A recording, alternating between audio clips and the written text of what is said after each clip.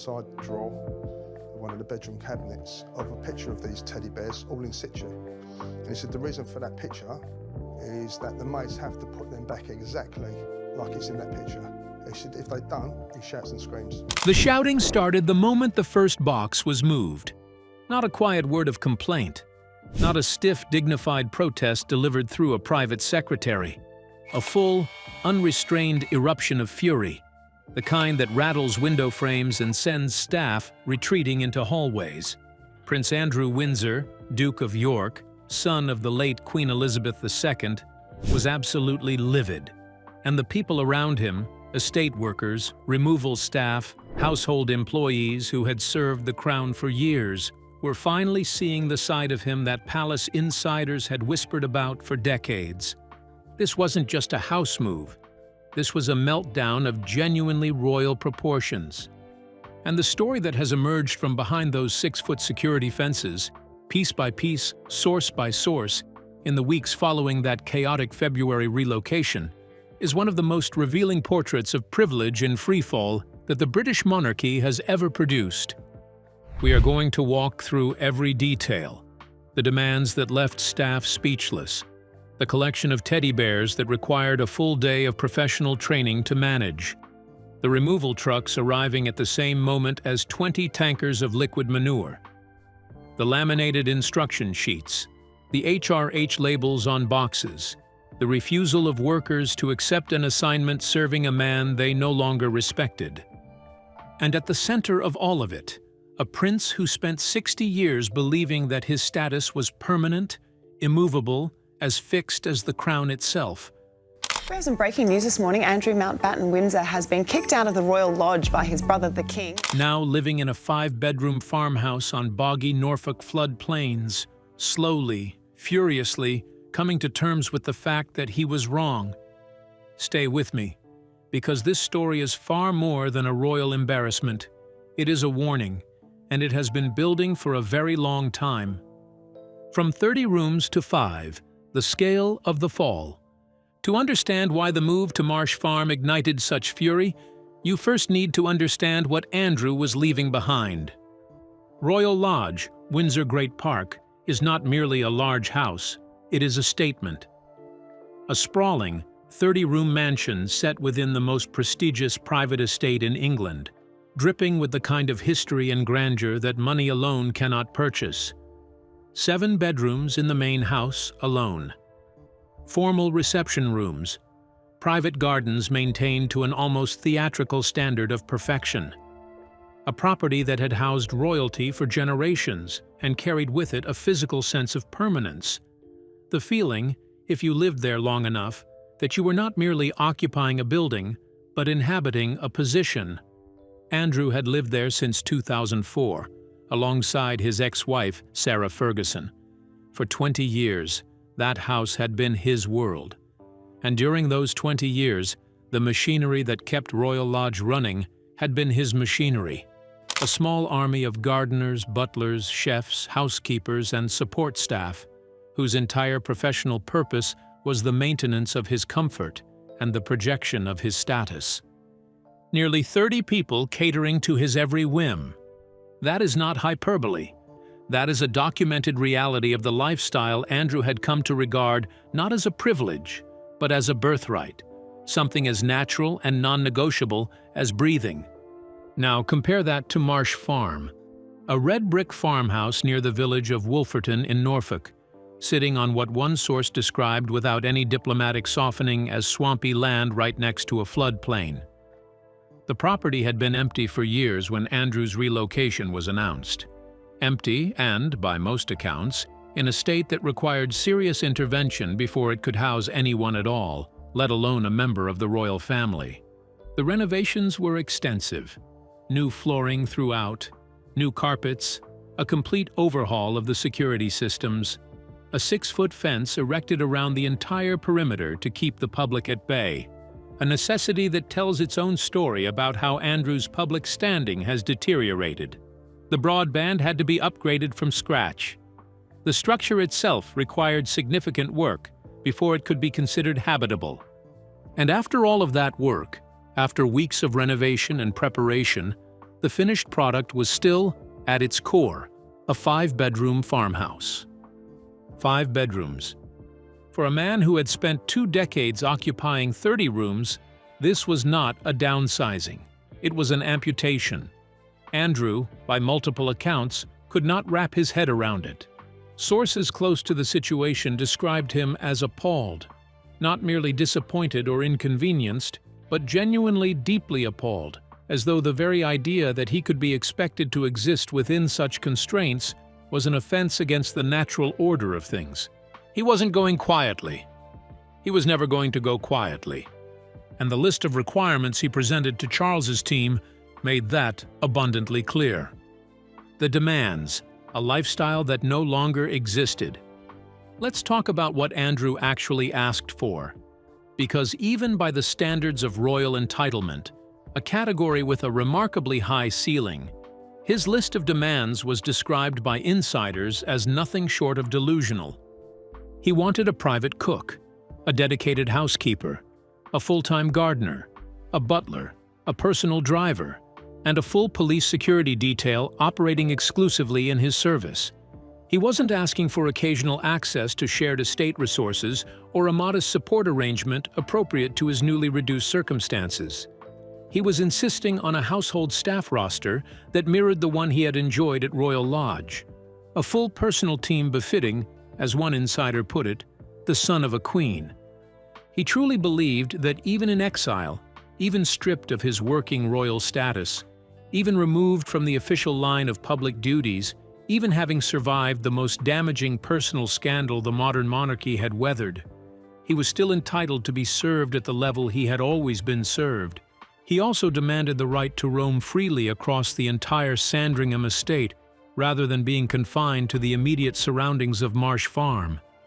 In his mind, the estate was his extended domain. He was a Windsor. He was the son of the woman whose name this residence bore. The idea that he might be expected to stay within a defined perimeter, like a man who had lost privileges rather than merely changed addresses, did not appear to have registered. He was acting, according to every source close to the situation, like a man who had not absorbed a single word of the reality surrounding his current position.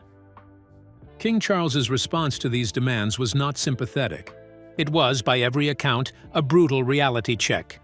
Instead of a dedicated personal team, Charles offered only ad hoc access to existing Sandringham house staff, shared access.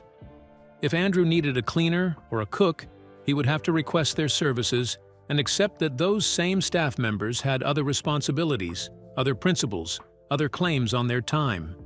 He was not the priority. He was one name on a shared roster.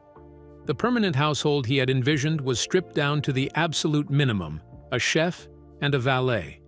2 people, from nearly 30 to 2. Sources described it, with considerable understatement, as a massive climb down. But even 2 staff members, it turned out, was easier to promise than to deliver. The staff revolt when workers said no. Here is where the story takes a turn that is genuinely unprecedented in the modern history of the royal household. When the move to Marsh Farm was finalized in early February, estate management circulated a memo to Sandringham staff. The content of that memo, when it leaked to the press, sent a ripple through royal circles that has not entirely subsided. The memo informed workers that they were not required to serve Prince Andrew. They were not required to work for him if the assignment made them feel uncomfortable. This was not buried in fine print or couched in careful language.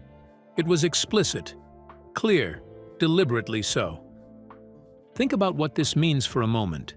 This is a royal estate, staffed by people whose professional lives are organized around service to the crown.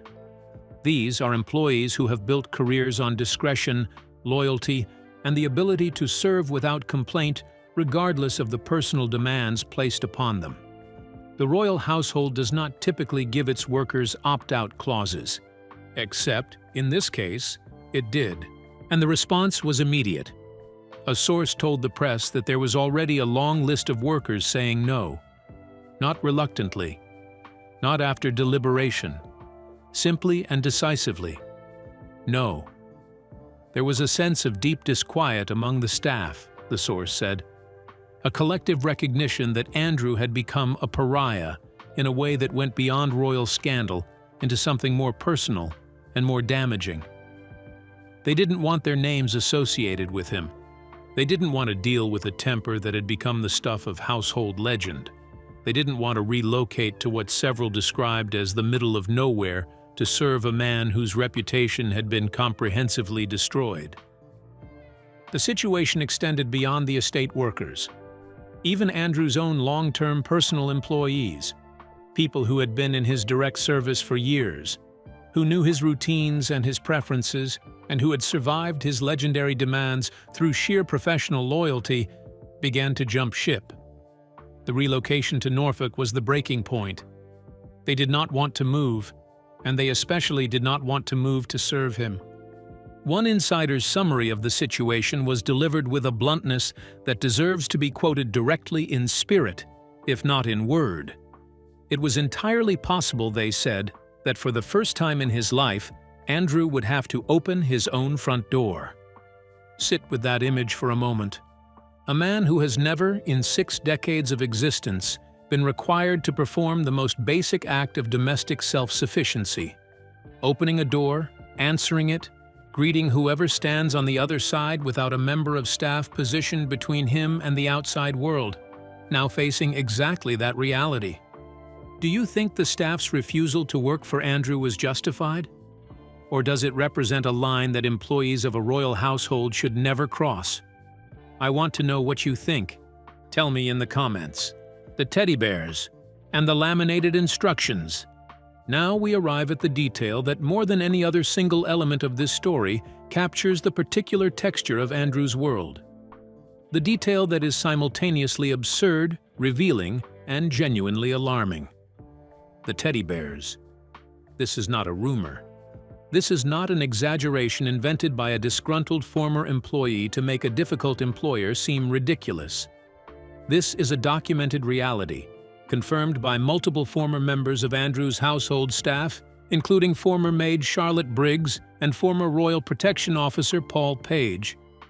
Prince Andrew owned 72 stuffed animals, not a collection modestly displayed on a shelf or stored in boxes as sentimental mementos. 72 stuffed animals, the majority dressed as sailors, complete with tiny handmade uniforms and miniature naval caps collected from ports and cities around the world, that were required to be arranged in a specific, precise, non-negotiable configuration on his bed every single night. New staff were not simply told about this requirement. They were trained on it.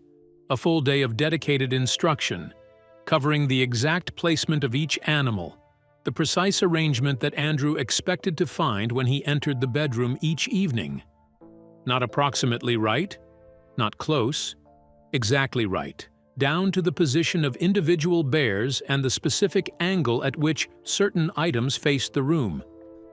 2 of his favorite bears occupied what can only be described as positions of ceremonial honor, seated on small mahogany thrones placed beside the bed itself, like sentries. Or, as some staff privately described them, like tiny royal guards watching him sleep. To ensure consistency across a rotating staff, there was a laminated instruction sheet, a physical document, sealed in plastic for durability, detailing the precise location of every single item in the arrangement. Former Protection Officer Paul Page documented what happened when this system failed. If even one bear was out of place, one item shifted a few inches from its designated position, one uniform collar sitting at the wrong angle, Andrew would start shouting and screaming at whoever was nearby. It didn't matter who was responsible. It didn't matter whether the person present had been involved in making the bed or arranging the collection at all. The proximity was sufficient grounds for the eruption. This is a window into something important. Not just eccentricity, not just the harmless quirks of a wealthy man with unusual tastes.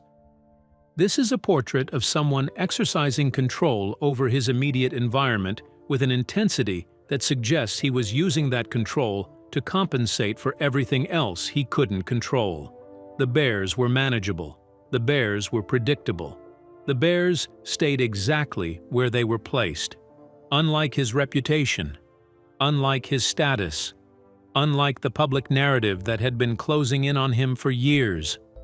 When the move to Marsh Farm was confirmed, Andrew faced a decision that his staff described as genuinely difficult for him: what to do with the collection.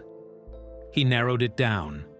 71 bears were packed into storage, removed from their mahogany thrones, carefully wrapped, labeled, and transported to a facility where they would wait in boxes in a way that Andrew, according to a source close to him, appeared to find genuinely distressing. Because he had, by all accounts, anthropomorphized them. In his mind, they were not objects. The palace had been their home. Moving them into storage was something he experienced not as the practical resolution of a logistical problem, but as a displacement with real emotional weight, for them, not just for him. The single stuffed animal he chose to bring with him to Marsh Farm for the initial move was a plush monkey. 72 reduced to 1, 30 rooms reduced to 5, nearly 30 staff reduced to 2. The numbers tell the story that the labels on the boxes were trying to deny.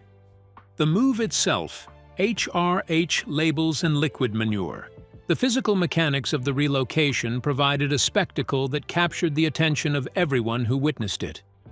And the story of what arrived at Marsh Farm's gates in those early weeks has become a kind of dark comedy that is almost too perfectly constructed to be believed. In mid-March, 3 massive removal lorries from a high-end Royal Art logistics company arrived at the gates of the property. These were not standard moving vans. They were specialist vehicles, the kind used to transport fine art and priceless heirlooms with the level of care that objects of genuine historical value require. They began unloading paintings and furniture, carefully packaged antiques, and the accumulated possessions of a man who had spent 2 decades surrounded by significant objects. But it was the labels on the boxes that attracted the most attention from those present. King Charles had officially stripped Andrew of his HRH title. This was not a recent decision or a quiet administrative adjustment. It was a formal, public act, widely reported, clearly communicated, and carrying constitutional weight.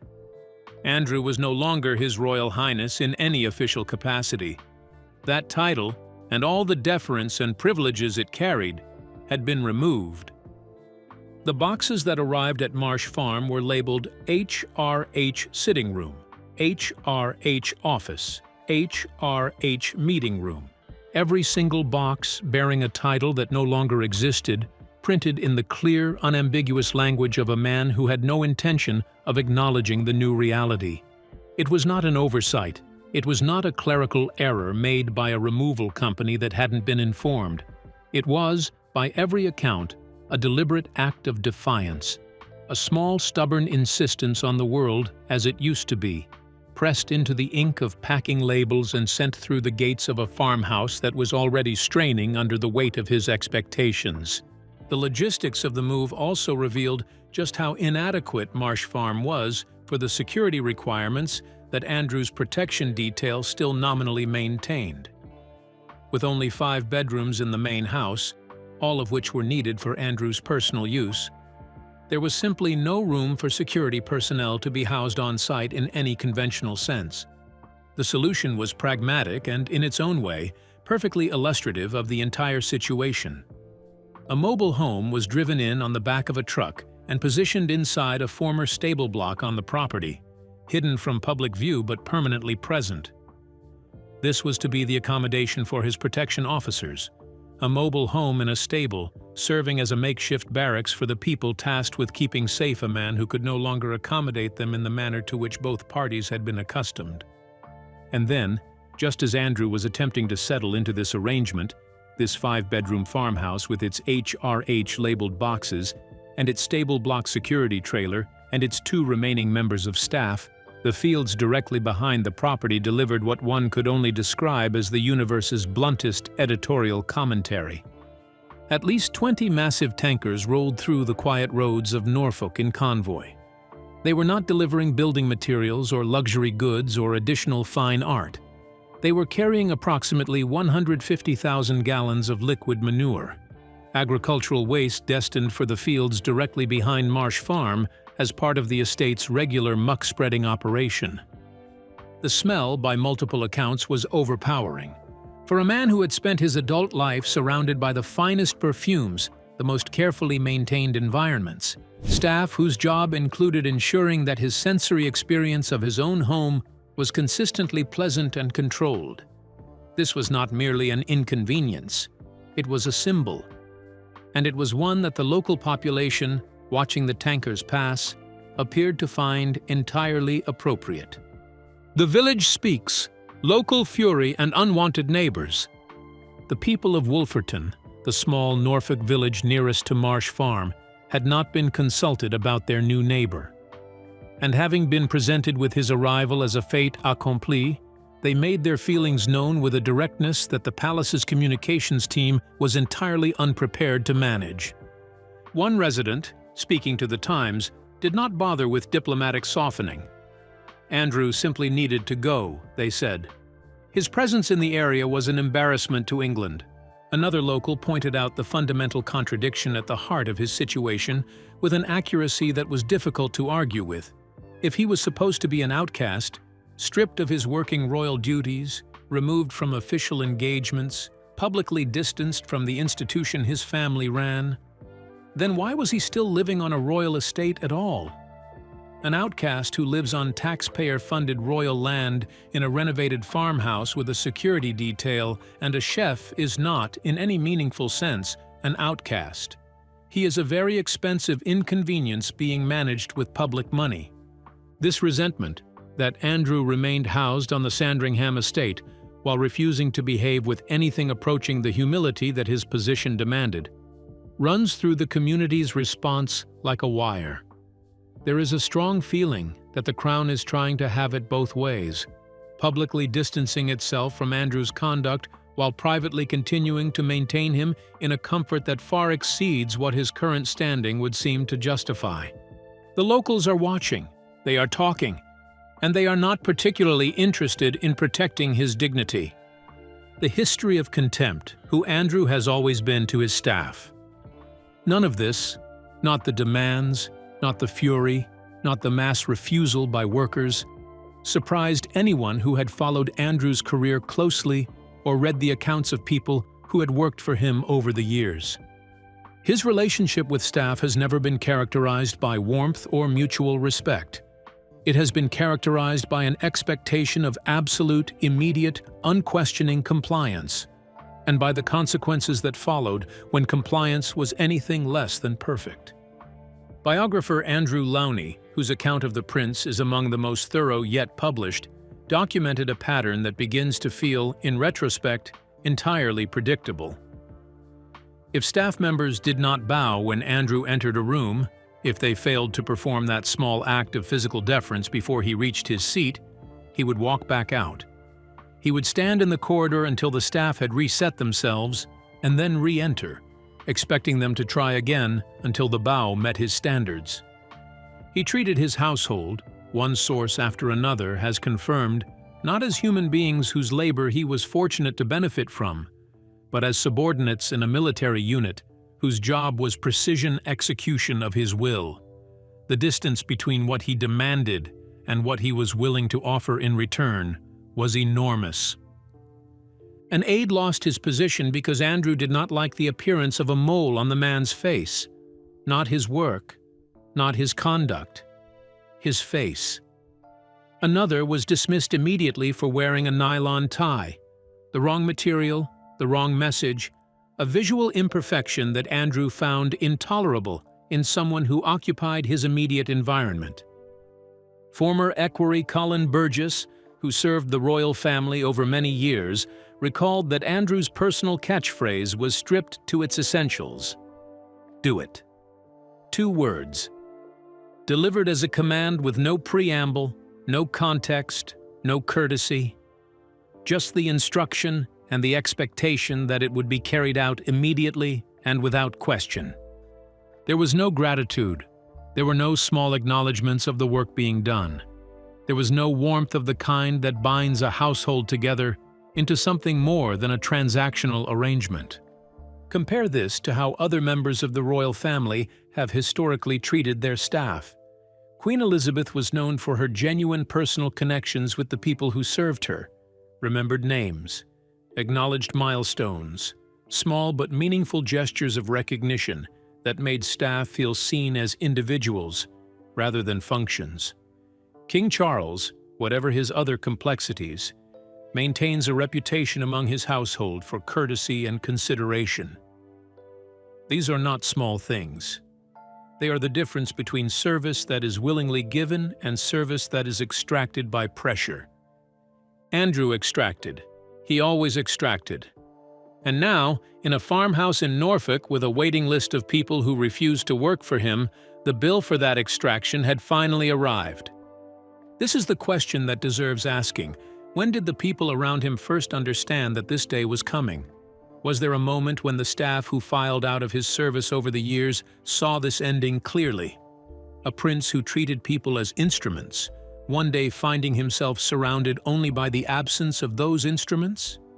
There is another dimension to this history that rarely surfaces, but is important to understand.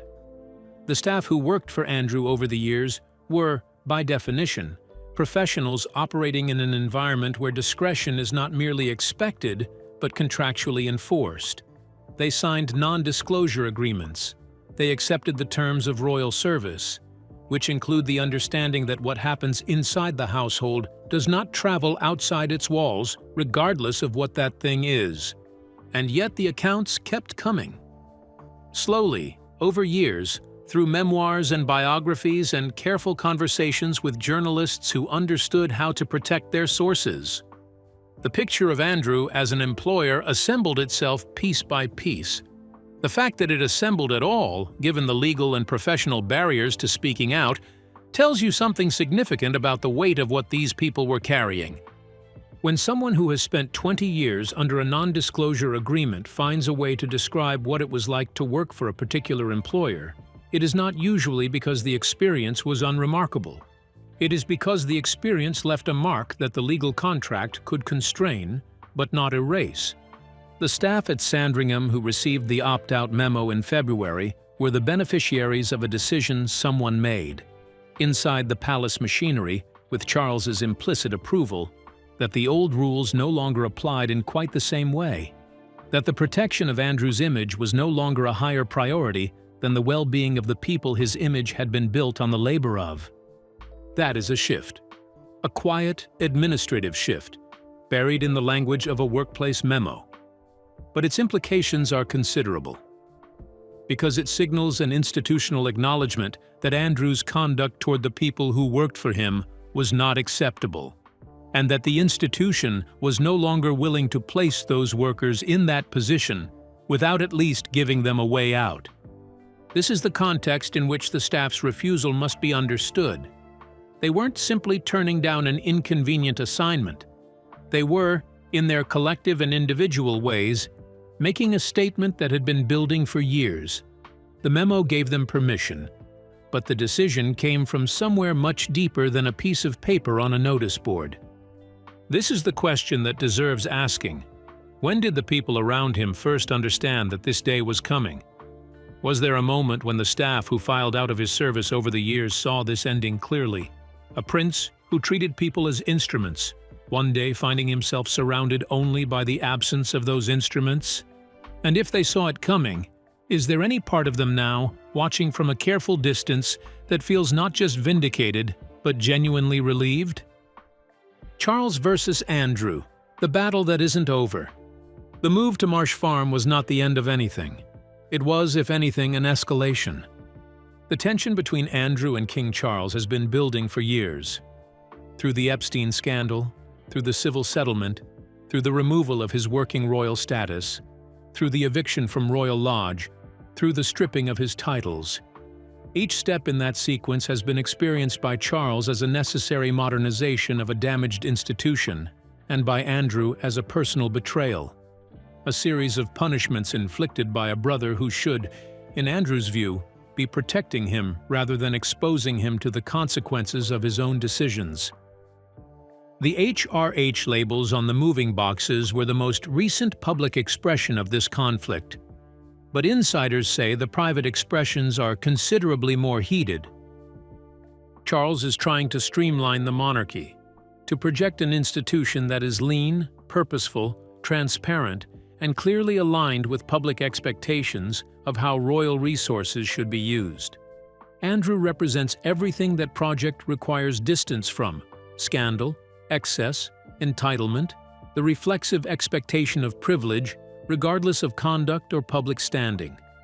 Andrew, from inside Marsh Farm, is fighting for every remaining inch of the royal identity he has left.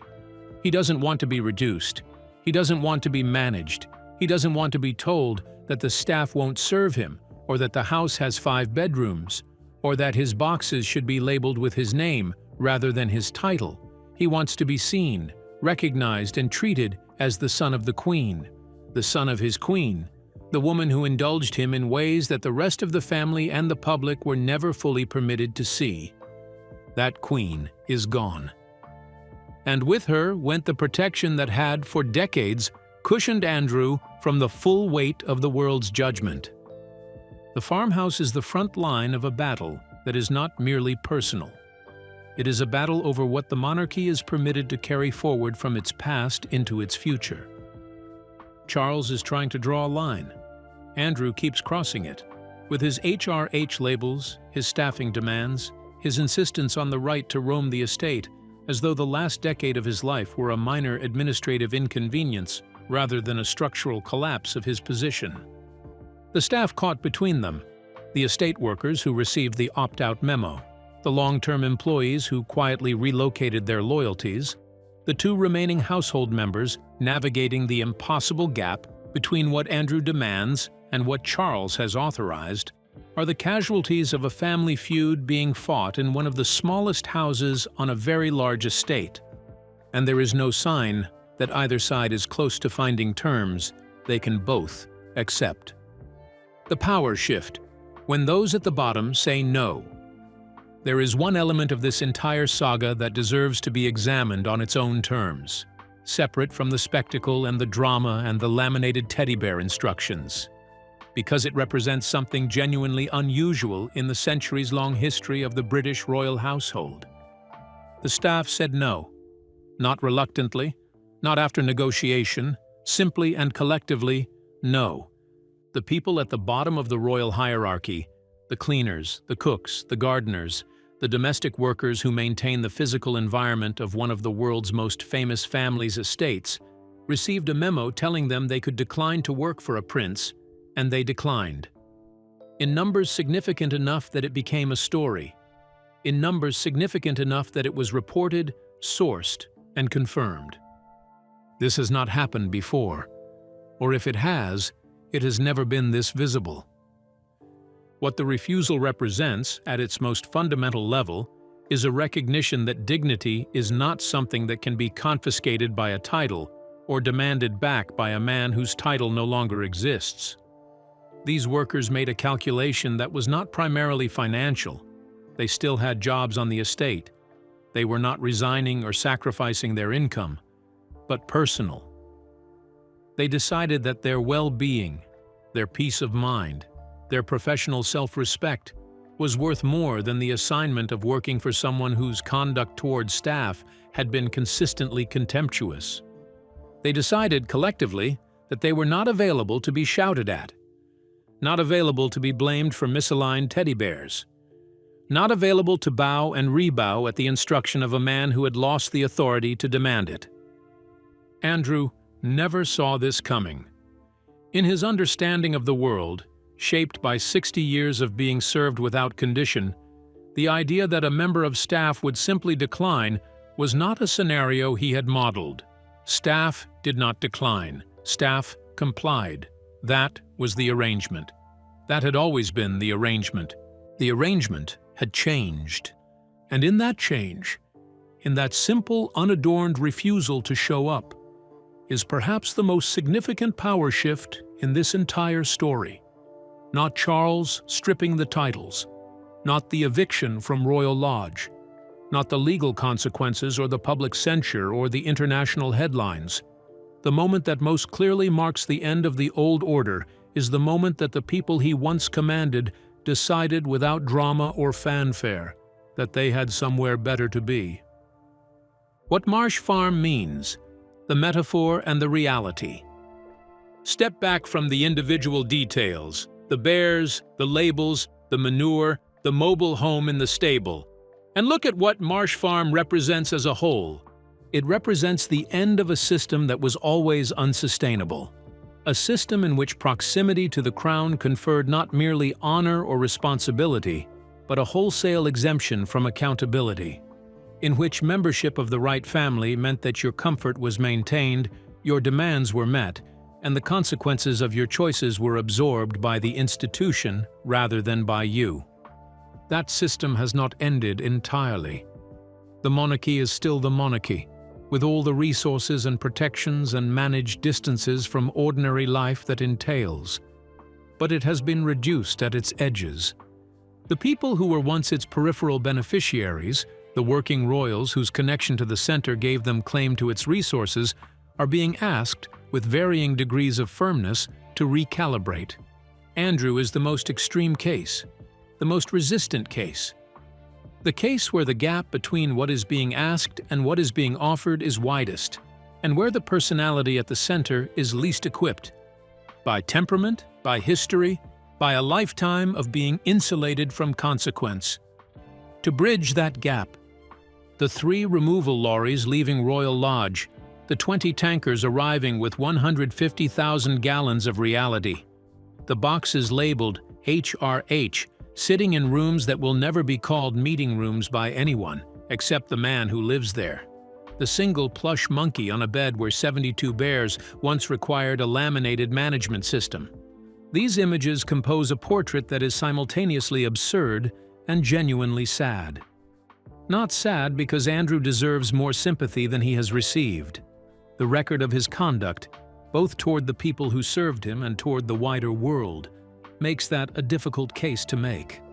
But sad in the way that all collapse is sad when viewed up close. The crash of a structure that was built on foundations that were never as solid as they appeared.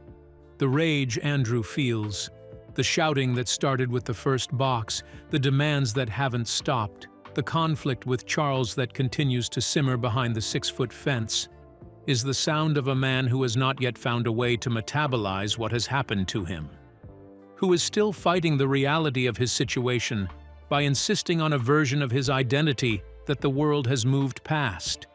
He can keep the HRH labels, he can insist on the titles in the private language of his own household. He can arrange his single plush monkey and remember the 71 bears in storage and maintain in his own mind the full architecture of the life he used to lead. But he cannot change the fact that the staff don't have to come, that the workers have opted out, that the estate runs without deferring to him, that the brother who once needed to manage him carefully now manages him from a distance, with a firmness that would have been unimaginable when their mother was alive. Marsh Farm stands as the physical embodiment of a reckoning. 30 rooms have become 5. A household of nearly 30 has become 2. A man who once inspired a full day of training around the arrangement of his possessions now lives in a house where the workers have been formally informed that they don't even need to speak to him. That is not a comfortable life. But it is, if the accounts of everyone who ever worked for him are to be believed, the first life he has ever lived that bears any meaningful relationship to the consequences of his own choices. The question now is whether he will ever truly understand that, whether the rage will eventually exhaust itself, whether in the quiet of a farmhouse surrounded by Norfolk fields and the lingering memory of agricultural tankers, something might shift. Not because Andrew has suddenly developed the capacity for self-reflection that 60 years of unchallenged privilege did not require of him, but because the evidence of his new reality is accumulating in ways that even the most determined self-deception cannot indefinitely resist. The staff are gone. The rooms are gone. The title on the boxes means nothing to anyone standing outside them. The roaming rights he demanded across the estate have not materialized. And every morning he wakes up in Marsh Farm, is a morning that looks nothing like the morning he believed his birthright had guaranteed him. There is a kind of grief in this story that runs alongside the absurdity. Not grief for Andrew necessarily. His situation is, as has been noted, substantially of his own making. But grief for the people who worked for him across the decades and were diminished by the experience. For the aide dismissed over a mole on his face. For the employee fired for a nylon tie. For the staff who arranged and rearranged 72 teddy bears in specific configurations and were shouted at when the configuration wasn't precise enough, and who signed documents promising they would never tell anyone what it had been like. Some of them did tell, carefully, gradually, over years, and what they described is the world that produced the meltdown at Marsh Farm, a world built entirely around one man's comfort and one man's ego, staffed by people whose dignity was optional and whose loyalty was assumed but never reciprocated. That world is over. What do you think? Is this the end of Andrew's story, or just another chapter in a saga that keeps finding new ways to surprise us? And more broadly, does the way the royal family has handled his exile represent justice? Or is there something troubling about a system that can strip a man's dignity while still housing him on an estate funded by the public? These questions don't have clean answers, but they deserve to be asked. And the people who were willing to say no, the workers who read that memo and quietly, firmly declined, deserve to have it acknowledged that they did something historically rare and genuinely courageous. They said, "Not for us, not anymore." And in the long, complicated history of the House of Windsor, that might be the most important thing that happened at Marsh Farm. Leave your thoughts below. Share this if it opened your eyes to the reality behind the royal headlines. And subscribe, because this story, like everything involving Andrew Windsor, is not finished yet. I'll see you in the next one.